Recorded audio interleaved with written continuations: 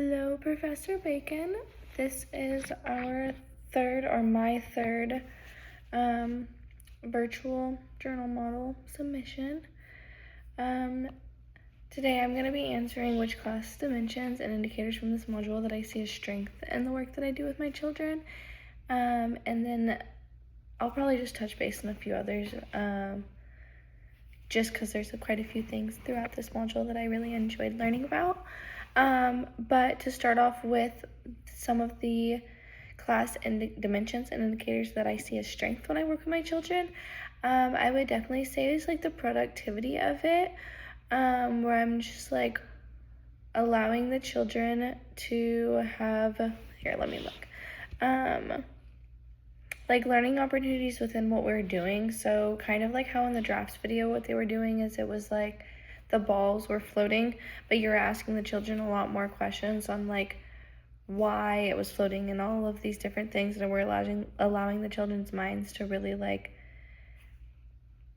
extend out further and to think about more things, rather than just like there was so many more learning opportunities within like that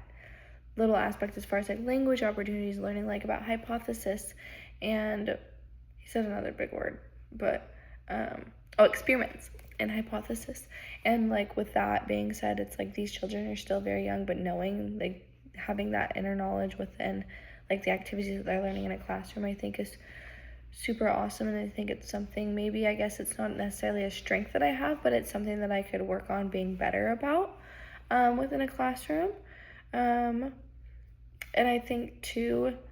I guess something else that I could be more better about rather than being a strength, I would say like instructional learning formats, specifically like student interest. I feel like that is a strength for me, where I'm like actively participating. The children are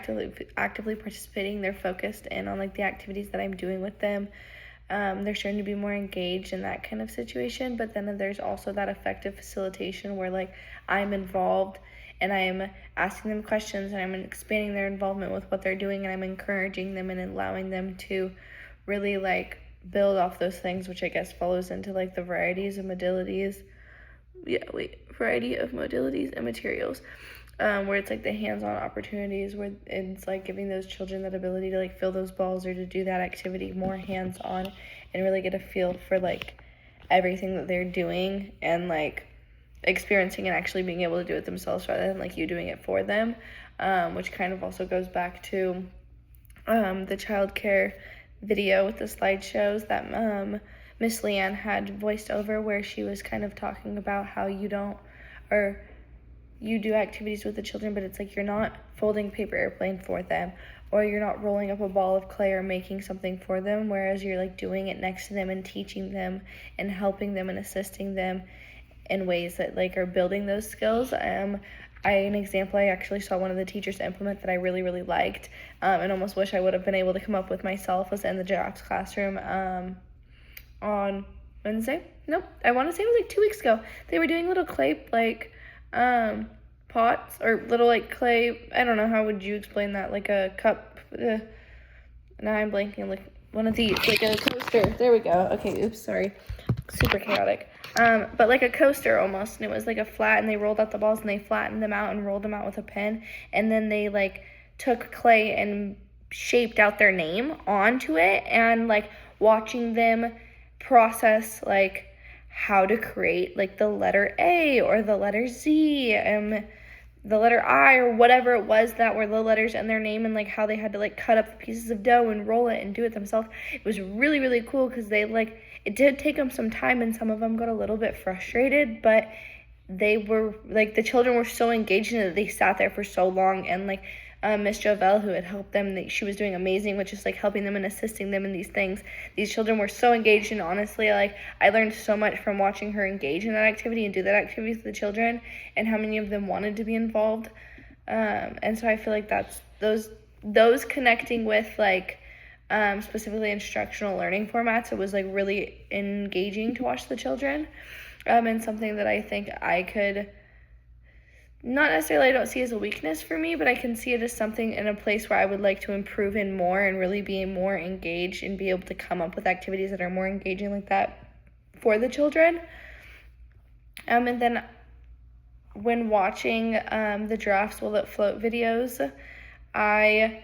really enjoyed, I guess, not more of like examples of classroom organization that I see, because I see a lot of like classroom organization within that, and being in Mr. David's classroom, but specifically like asking the children, they're focused in for the most part on what Mr. David is talking about. They are actively participating in answering questions, they're asking questions, they're being able to have that hands-on opportunity where they will be able to see the ball, feel the ball, talk about how it feels with their like thoughts and opinions, build off of each other, but then also it's like they are able to, like, what is this, a range of auditory, visual, and movement opportunities. So I guess it'd be more of like a visual opportunity where the children were able to see the ball or the ping pong balls like float up with the blow dryer. And I think in those ways it's just really interesting and amazing to be able to learn about these things, but then to physically like watch them within a classroom or watch them within children, and it really makes your mind like click on the specific ways that you engage with children and how they build and grow from that, and just how like capable they are at the ages that they all happen to be at while we are learning and like teaching them these different activities. But I think my favorite and my biggest, at least for me, like my biggest takeaway from this module would be the instructional learning formats and just better ways to be engaged, because after learning about that, I was really able to take from my lab experiences and like think more about the activities that I'm going to be planning later in this semester. But anyways, thank you so much. Sorry that was pretty long.